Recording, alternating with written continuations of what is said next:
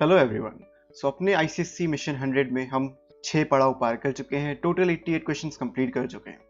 तो अभी तक आपने ये प्लेलिस्ट एक्सेस नहीं करी है तो ऊपर आई बटन पे क्लिक करके कर लीजिए या नीचे डिस्क्रिप्शन में जाके कर लीजिए। हम आगे कंटिन्यू करेंगे आज से टर्नरी ऑपरेटर्स के बारे में या इफ एल्स के बारे में भी, जो कंडीशनल्स बेसिकली आप जावा के कह सकते हैं। तो बिना किसी देरी के चलिए शुरू करते हैं और देखते हैं उन क्वेश्चंस को जो एग्जाम में पूछे जा चुके हैं एंड जिनके आने की प्रोबेबिलिटी सेम टाइप की तो नहीं है, बट हाँ उस एक फॉर्मेट आपको पता चल जाएगा, तो उस तरीके से आप अपने आप को प्रिपेयर कर सकते हैं। So let's begin. चलिए शुरू करते हैं। पहला क्वेश्चन इस वीडियो का एंड 89th अपनी पूरी सीरीज का। इसमें कुछ वेरिएबल्स आप देख सकते हैं, आपको दिया है वैल, सम, एन। सो जैसे मैंने आपको बताया हम कंडीशनल्स पे काम करने वाले हैं जिसमें आपका if else, switch and ternary operators आते हैं। तो अभी तक आपने वीडियो नहीं देखा है मेरा इफ एल्स वाला, तो ऊपर आई बटन पर क्लिक करके एक बार देख के आइए, देन इन क्वेश्चंस को करिए, क्योंकि उसको देखने के बाद आपका इफ एल्स का कंसेप्ट एकदम क्लियर हो जाएगा। तो चलिए इस वीडियो को शुरू करते हैं। पहला क्वेश्चन को देखते हैं। वेरिएबल मेरे पास है वैल, सम एंड एन की वैल्यू आपकी फिक्स कर दी गई है, यहाँ पे 550 है। आपसे पूछा गया है सम में वैल्यू क्या स्टोर होगी अगर इस तरीके से आपका एक्सप्रेशन दिया हुआ है। तो ये टर्नरी ऑपरेटर का एक्सप्रेशन है, जैसे आपको पता होगा। तो टर्नरी ऑपरेटर का काम क्या होता है? टर्नरी ऑपरेटर का इतना सा काम होता है कि ये 3 ऑपरेंड्स पे काम करता है। एक जो हमारा कंडीशन होती है, जो इस केस में इतनी जो पूरी स्टेटमेंट है, this is known as condition. अगर ये कंडीशन ट्रू होगी तो हमारा ये वाला आउटपुट आएगा, वरना ये वाला आउटपुट आएगा। तो इस तरीके से हमारे टर्नरी ऑपरेटर्स काम करते हैं। तो वैल्यूज रख के देख लेते हैं। बहुत सिंपल सी वैल्यूज आप भी देख सकते हैं। अगर वैल 500 है तो एन की वैल्यू 550 एंड वैल की वैल्यू हमारी 500, टोटल ऐड करेंगे तो ये आ जाएगा आपका 1150। तो इस 11 क्या ये 1150 715 1750 से बड़ा या छोटा? ऑब्वियसली छोटा है। तो ये जो कंडीशन आपकी थी अंडरलाइन ब्लू कलर से, ये इस समय फॉल्स हो जाएगी। एंड जैसा मैंने आपको बताया, ये प्रिंट करेगा 200, क्योंकि ये कंडीशन फॉल्स है। तो ये कोलन के बाद जो नंबर होगा उसे प्रिंट करेगा, या जो वैल्यू होगी उसे प्रिंट करेगा। तो इसलिए आप पहला आउटपुट देख सकते हैं कि ये 200 यहाँ पे आया हुआ है। अगले में अगर सेकंड पार्ट में देखा जाए, वैल की वैल्यू 1600 है। तो जब आप यहाँ पे 1600 रखेंगे एंड उसमें n ऐड करेंगे जो 550 है, तो ऑब्वियसली आपका 2150 हो जाएगा, जो 750 से मैथमेटिक्स अगर आप जानते हैं तो बड़ा है। तो ये कंडीशन जो होगी पूरी ट्रू रहेगी, क्योंकि लेफ्ट साइड जो है ये ट्रू है, मतलब बड़ी है 1750 से। तो आपका आउटपुट मिल जाएगा यहाँ पे 400। तो इस तरीके से हमारा आंसर आ गया। कोई रीज़न आपको बताना नहीं था, बट रीज़न यही था कि जो प्लस अरिथमेटिक ऑपरेटर होता है टर्नरी ऑपरेटर से ज़्यादा उसका प्रेसिडेंस होता है। इसका मतलब है इन सबको देखने से पहले हम ऐड करेंगे, तो जो मैंने आपको करके भी यहाँ पे दिखाया। तो इस तरीके से आप इस क्वेश्चन को सॉल्व कर सकते हैं। So moving on to another question. Again ternary operator का एक क्वेश्चन है, देख सकते हैं कितनी बार पूछा जाता है। आपसे बोला गया है कि इसको जो इफ एल्स की स्टेटमेंट है उसको आप टर्नरी ऑपरेटर में कन्वर्ट करिए। तो टर्नरी ऑपरेटर में कैसे कन्वर्ट करते हैं? जैसे आपकी जो कंडीशन है, ये कंडीशन वाला पार्ट है आपका, इफ के अंदर जो है वो कंडीशन वाला पार्ट होता है। तो इस कंडीशन वाले पार्ट को देखिए, हमने यहाँ पे इस तरीके से नोट डाउन कर दिया। एज इट इज आपको बस छापना है, इसको उठा के यहाँ पे रख दिया। अब इसमें जो वैल्यू स्टोर हो रही है वो हमारा आउटपुट होना चाहिए। जैसे कि इसमें टैक्स है, इफ ये कंडीशन है तो हमारा जो वैल्यू का वेरिएबल है वो टैक्स है। तो ये जो आउटपुट आएगा टोटल, या जो वैल्यू स्टोर होगी वो टैक्स के अंदर स्टोर होगी। तो यहाँ पे हमने टैक्स लिख लिया और इसको लिखा इक्वल्स टू एंड जो हमारी कंडीशन थी। एंड ये क्वेश्चन मार्क क्या कहता है, जो इसके बाद लिखेंगे वो इफ ट्रू होगा तो, वरना एल्स वाली। तो वैसे ही इफ के अंदर हमारी टैक्स 0 है, वरना टैक्स 12 है। तो वही चीज़ हमने किया। ये कंडीशन अगर ट्रू है तो हम 0 इनपुट करेंगे, वरना हम 12 इनपुट करेंगे। तो बेसिकली आपका ये शॉर्ट हैंड है इफ एल्स कंडीशन का। Moving on to another question. अब यहाँ पे दिया आपका टर्नरी ऑपरेटर, तो क्या होगा देखते हैं। एक क्यार है x करके, उसमें कैपिटल A स्टोर है। अब देखेंगे क्या ये कंडीशन वाला पार्ट, अगेन ये कंडीशन वाला पार्ट है, जैसे मैंने बताया इक्वल टू, जहाँ भी आप रिलेशनल ऑपरेटर को देखेंगे वो हमारा कंडीशन वाला पार्ट हो जाएगा। तो रिलेशनल ऑपरेटर सारे हैं तो कंडीशन का पार्ट है। तो ये क्या है, क्या जो x की वैल्यू a के बराबर है या नहीं है। तो देख सकते हैं x में हमारा कैपिटल A है एंड इसको हमने करा है क्या ये स्मॉल a के बराबर है या नहीं है। तो ऑब्वियसली नहीं है, क्योंकि दोनों की एस्काई वैल्यूज कंपेयर होंगी एंड दोनों डिफरेंट होती हैं। इसकी एस्काई वैल्यू आपकी 65 होती है एंड इसकी 97 होती है। तो इक्वल नहीं है। तो इक्वल नहीं होने का मतलब क्या है, ये कंडीशन फॉल्स है एंड आपकी ये जो वैल्यू होगी ये m में स्टोर हो जाएगी। इसीलिए जो आप जब प्रिंट करेंगे m is equals to a को प्रिंट करेंगे। तो ये था आपका आउटपुट क्वेश्चन, अगेन एक character based query. Moving on to another question, बोला गया है कि वैल्यूज क्या होंगी एक्स एंड वाई की अगर ये दोनों स्टेटमेंट एग्जीक्यूट होते हैं। इसमें आपको ए की वैल्यू 63 दी है एंड बी की वैल्यू 36 दी है। अब पहले तो बूलियन एक्स है। अब एक्स का मतलब क्या है, बूलियन एक तो वेरिएबल दे दिया गया, यानी आंसर ट्रू फॉल्स में आएगा एंड यहाँ ट्रू फॉल्स दिया भी गया है, तो एक वैलिड स्टेटमेंट है। तो एक्स की वैल्यू सबसे पहले पूछी गई है, क्या हमारा ए बी से बड़ा है, ये पहले जानना है। तो ऑब्वियसली ए की वैल्यू 63 एंड बी 36 है, तो कंफर्म है कि ए हमारा बी से बड़ा है। तो जो ये ट्रू होगा ये एक्स में स्टोर हो जाएगा। तो इस तरीके से जो एक्स की वैल्यू होगी वो ट्रू आएगी। दूसरे में क्या है, INT-Y। अब इसका जो आउटपुट आएगा वो इंटीजर्स में आएगा। क्यों? क्योंकि INT है। Y लिखा है, क्या A हमारा B से छोटा है? A में 63 एंड B में 36, क्या हमारा A B से छोटा है? बिल्कुल नहीं। तो ये नहीं होगी एंड एल्स में मतलब जो कोलन के बाद लिखते हैं वो एग्जीक्यूट हो जाएगी, यानी कि B में जो वैल्यू 36 वो Y में स्टोर हो जाएगी, इसीलिए Y का आउटपुट आपको यहाँ पे 36 मिल रहा है। Okay, moving on to another question. बहुत सिंपल वन लाइन क्वेश्चन है। बोला गया write the output of the following statement. यहाँ पे 65 को A से कंपेयर किया है। जब भी कंपैरिजन करेंगे किसी भी कैरेक्टर लिटरल को, उसकी एस्काई वैल्यू को हम कंपेयर करेंगे। जैसे मैंने अभी आपको थोड़ी देर पहले बताया कि कैपिटल A की जो वैल्यू होती है वो 65 होती है, तो आप 65 को ही कंपेयर करेंगे 65 से। तो इस तरीके से ये ट्रू आया है, इसीलिए इसका आंसर ट्रू है, फॉल्स नहीं।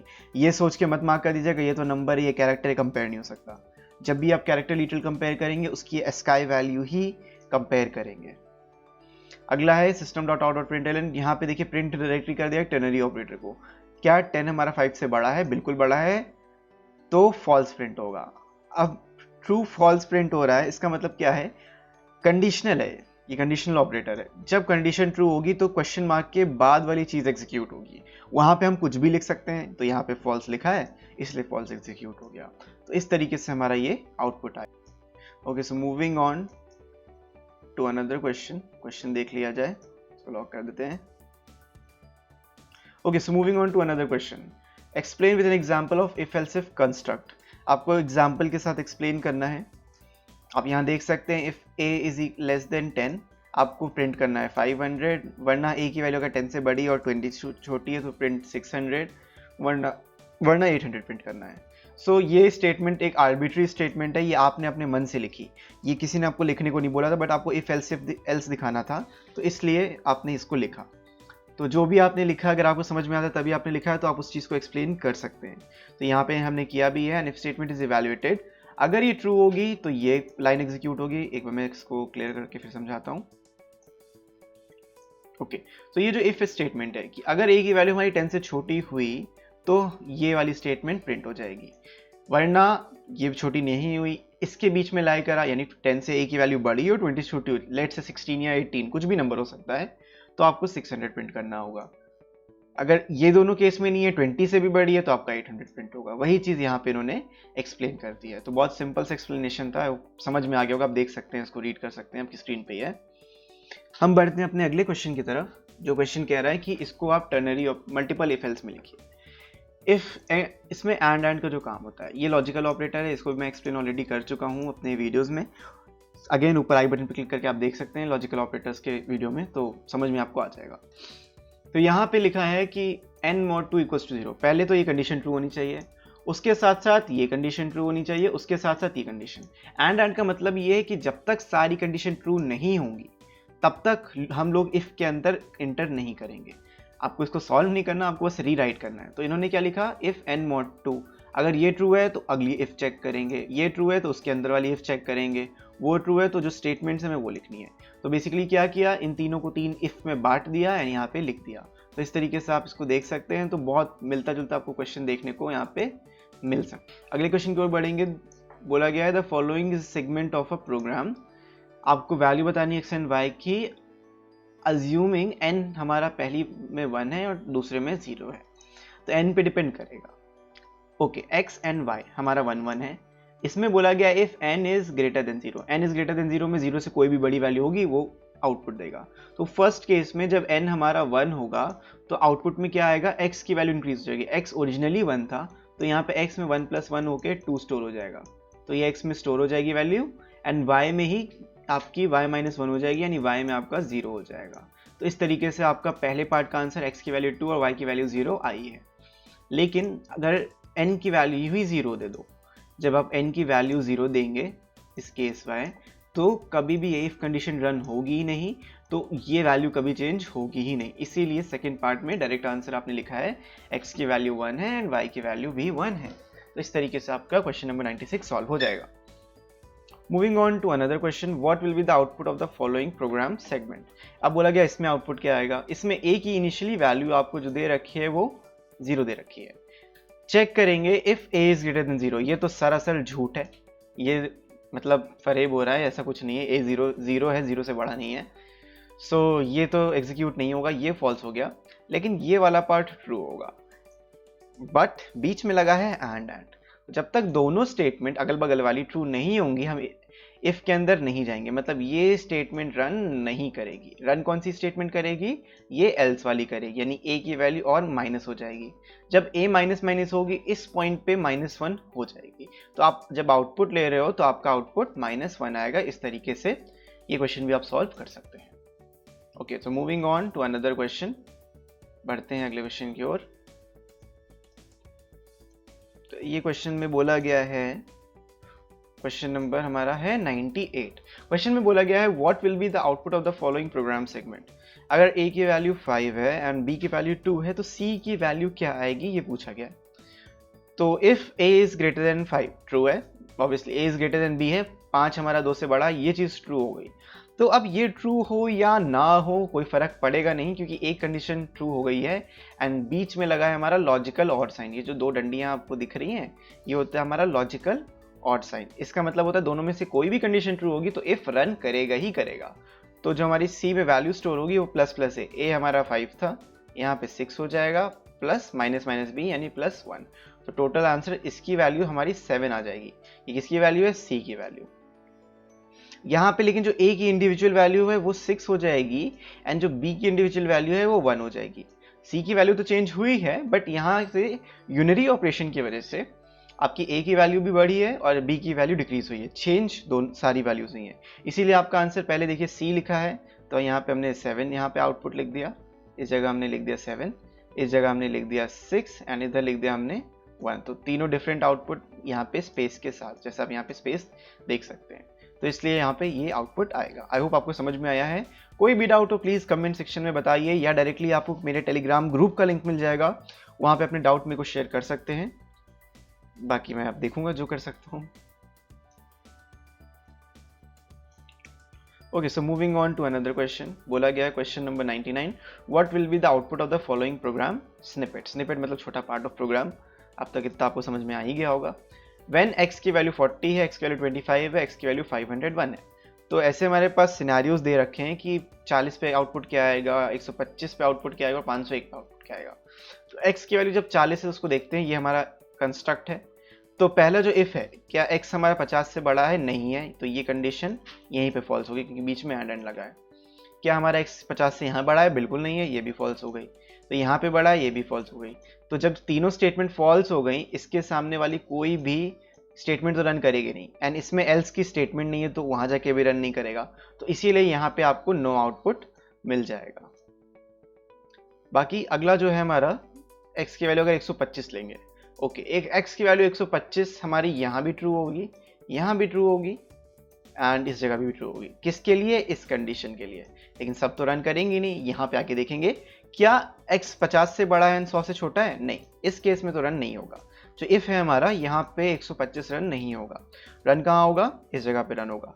x हमारा 50 से बड़ा भी है और x की वैल्यू 200 से कम भी है, तो प्रिंट क्या हो जाएगा, system dot out dot print between 50 and 200। तो इसलिए हमारा देखिए यहाँ पे आउटपुट हो गया। एंड जब आउटपुट 501 होगा तो इसमें फॉल्स होगा, इसमें भी फॉल्स होगा। आप खुद देख सकते हैं 50 से तो सब में बड़ा होगा लेकिन 200 से छोटा नहीं है। और यहाँ पे आखिरी कंडीशन है 500 से छोटा, ये भी फॉल्स होगा क्योंकि 501 ऑब्वियसली 500 से बड़ा है, तो यहाँ पे भी नो आउटपुट। तो आई होप आपको ये क्वेश्चन भी समझ में आ गया होगा। ओके, आखिरी क्वेश्चन इसका, आखिरी है कि नहीं देखते हैं, हाँ आखिरी क्वेश्चन इस वीडियो का। आपको बोला गया है इफ एंड स्विच में डिफरेंस बताने को। तो difference between if and switch, दो डिफरेंस होते हैं बहुत ही ज़्यादा। स्विच में एक सिंगल वेरिएबल को चेक कर सकते हैं एंड इफ में हम मल्टीपल वेरिएबल्स को साथ में चेक कर सकते हैं। बेसिकली स्विच इक्वालिटी चेक करता है एंड जो हमारा इफ होता है किसी भी टाइप का रिलेशन ऑपरेशन कर सकता है। यही बेसिक सा डिफरेंस होता है एंड यही आपको लिख के आना है। बहुत सिंपल सा, आई होप आपको समझ में आ गया होगा। So that's all for this video. अगले वीडियो में अगले क्वेश्चंस की बात करेंगे। एक बार मैं आपको वीडियो में दोबारा समझाऊंगा इफ एल्स का डिफरेंस। आई होप आपको वीडियो समझ में आ गया होगा। मैं मिलता हूँ आपसे अगले वीडियो में, तब तक keep practising, take care and goodbye. Subscribe कर दीजिए, लाइक कर दीजिए एंड शेयर भी कर दीजिए। And as always, thanks for watching.